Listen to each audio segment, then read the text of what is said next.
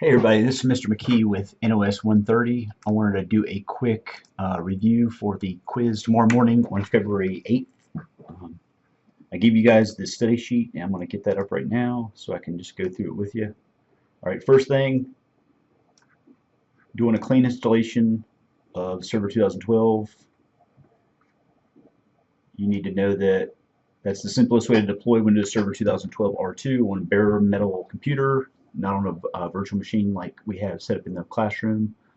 A computer with no operating system installed, or a computer with a partition that you're willing to reformat. Okay, that's why you do a clean installation. System requirements: you should know that 1.4 gigahertz, 64-bit processor, 512 megs of RAM, 32 gig disk space. You have to have a DVD or a USB flash drive and a super VGA or higher resolution monitor. That's the minimum system requirements, and just know that that's the absolute minimum, 32 gigabytes of disk space. Alright, next thing, maximum hardware config. You can have, for Server 2012 R2, you can have 640 logical processors, 4 terabytes of RAM, and you won't have to know this on the test, but 64 failover cluster nodes. Okay.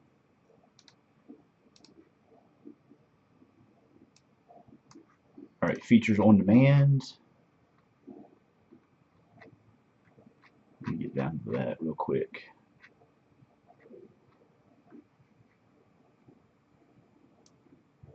Just know that you can have a copy of all your files for the installation medium on the directory called WinSXS. Alright. And this enables you to activate any feature, including the Windows Server 2012 R2, without having any. It enables you to activate any features included with Windows Server 2012 R2 without having to supply an installation medium like a DVD player, or in our case we have ISO images for everything. Alright.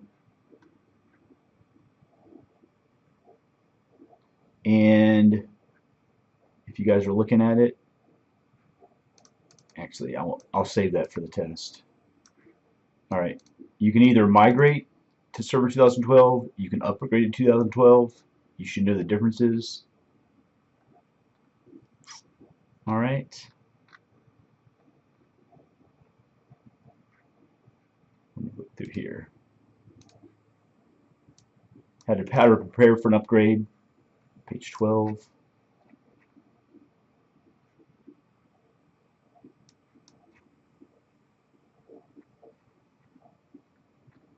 Big thing is you need to check to make sure you can upgrade to Server 2012, what you're going to do with the server, how much disk space, RAM, everything you have. Do a full backup. Obviously purchase Server 2012 R2. Have a legitimate copy of it.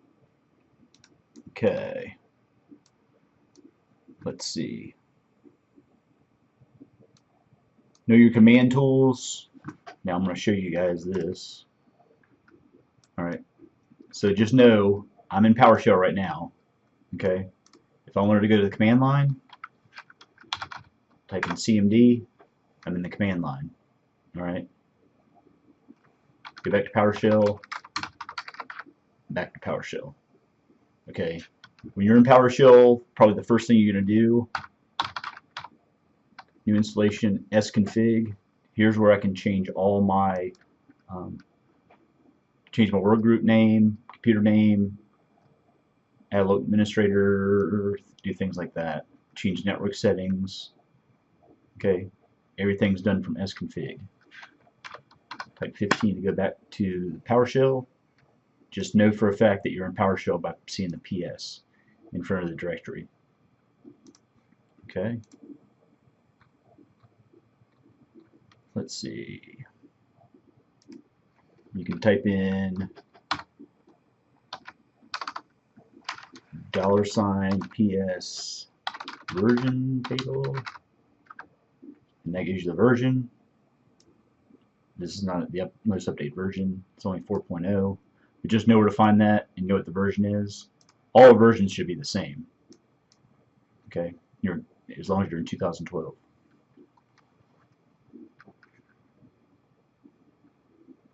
Okay, let's see. If you type in help, say I want to do find help with install Windows. Install Windows feature.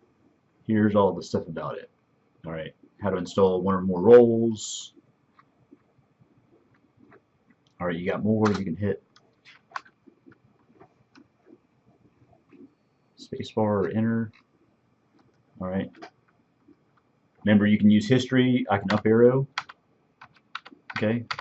Go back to my previous commands. All right. If I want to do help, say, well, help history.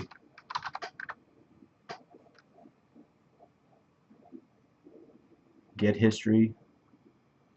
All right. So if I type get history,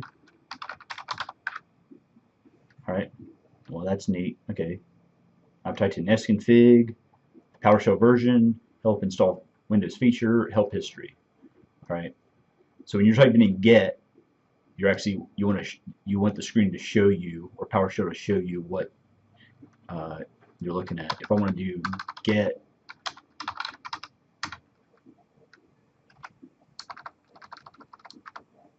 let's do want to stay in. Okay.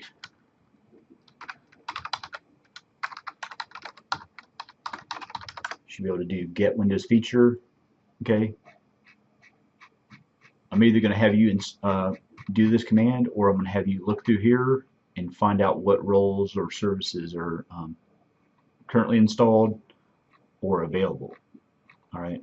And you can see right here, install state, installed, file and storage services by default, that's installed, available, everything, Active Directory, DNS, DHCP. Okay. You want to know, gotta do Control C, it brings the command prompt back. Okay. Just know what install Windows feature is. Know what, if I do install Windows, if I tab over, it's going to fill it in for me, as long as I have enough typed in to make it a unique command. So if I type in uninstall, if I type win tab Windows feature, all right, then you put your parameters. I don't want to uninstall anything right now, but this is actually what you'd be installing, one of these. Okay, for now that's fine. I just want to know where you guys know where to go to see this stuff. Okay, if I type in clears my PowerShell screen. If I type in get history, all right. So I've typed in 7 commands so far. All right. The big thing is, let me look back. All right. That's pretty much command tools. Let me just see if I can do this. ipconfig all. Well, I typed it incorrectly. All right, that shows me my networking information. All right, this is my host information. This is my Ethernet adapter, IP address right there, default gateway, some other stuff I have on here that we're not worried about right now. Okay, if I want to do, say if I want to ping, see if I have physical connection to another computer, I'm pinging our firewall right there. All right. Or I can ping the default gateway, 252. Okay, and Control C breaks it. All right, let's see. Going to the top. All right, NIC teaming. Just know that where you can go for NIC teaming.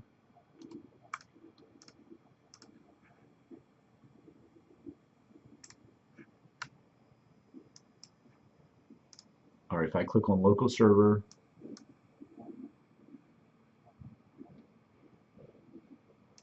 NIC teaming is disabled.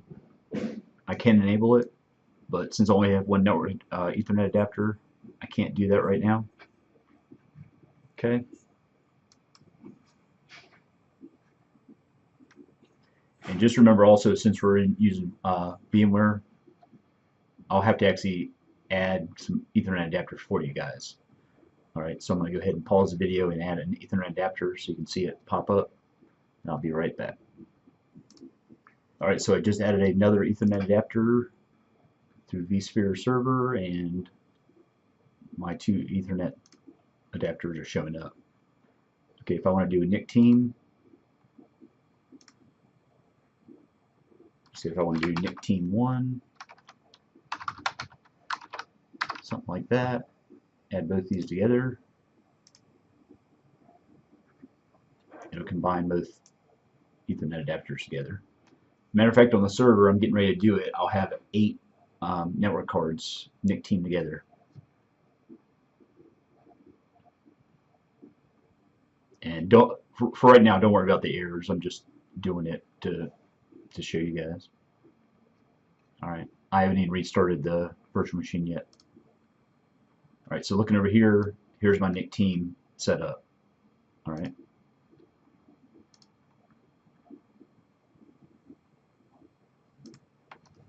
Already just know how to do that. And let's see what else we got. Alright, virtual hard disks. I don't have HyperV installed on server 2012, so let me bring up 2016.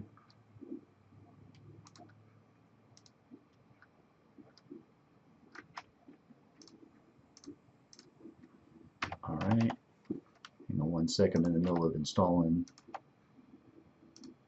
this also.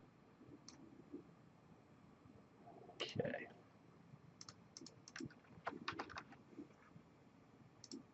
Let's go down for now. Close this down. Alright. You can go to HyperV Manager, which most of you guys are going to have your Windows XP already installed, just for the sake of time. You can see this one's been up for about 30 minutes. Alright, if I wanted to do a new hard disk or virtual machine, I'll do it right there under new. Here's where you can create a new virtual hard disk. VHD can be up to 2040 gigabytes, and VHDX can be up to 64 terabytes. Alright, so you can go through that wizard. Alright, if I want to do a new virtual machine, I can do it there. Floppy disk, probably won't do that. Alright, that's okay. Let's see, storage limitations. You can look up storage limitations. I'll let you guys look that up. Partition types. Just let me see what it shows for partition types.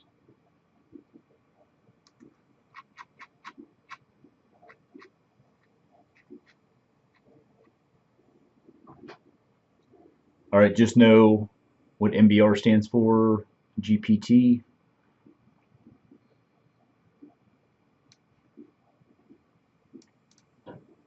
Alright, and how big the volumes can be for an MBR partition drive.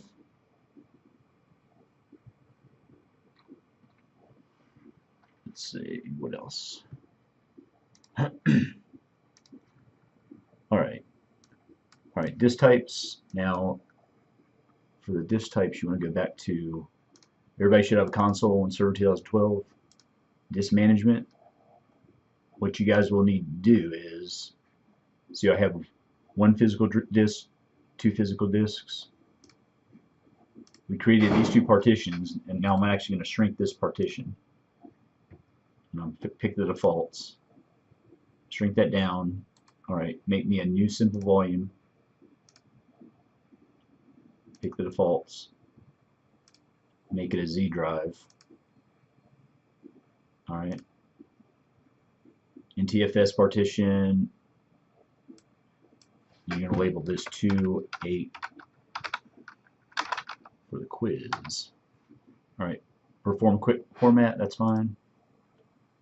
Verify all your stuff's correct. the big thing is make sure it's the Z drive and make sure the volume label is 2-8-18 quiz. Alright, let it format. Does it pretty quick. Alright. Share types. And since I've done this a bunch, share types are right there. You should just be able to show me your share that you set up. Okay? That's the share we set up in class. Alright, look up share types on page 49. I'm just browsing through this. Let's see.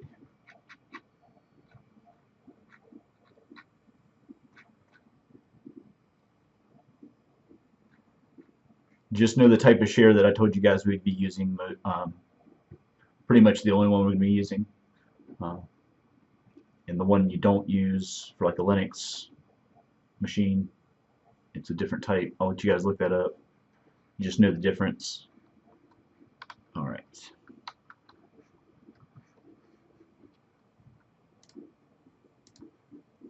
I don't want to give away too much. Makes it too easy.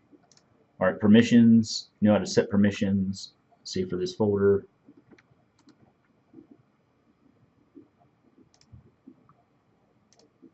Share permissions and security. And I did say one thing about the difference between security and share permissions. Alright, you should know the significance of having the security tab on there. Okay, I'll let you guys think about that. Okay. Shadow copies.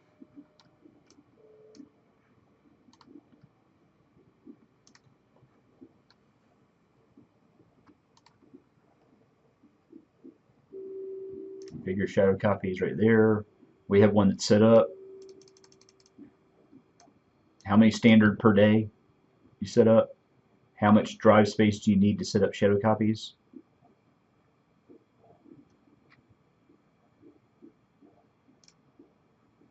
Let me just look through here. Maybe it says right there.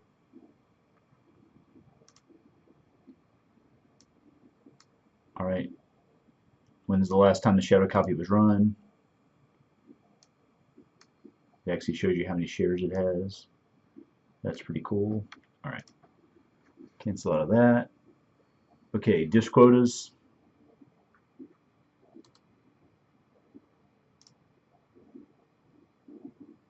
Quota tab under C drive properties.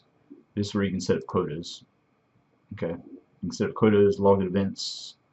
The user goes over their quota limit. Okay. Things like that.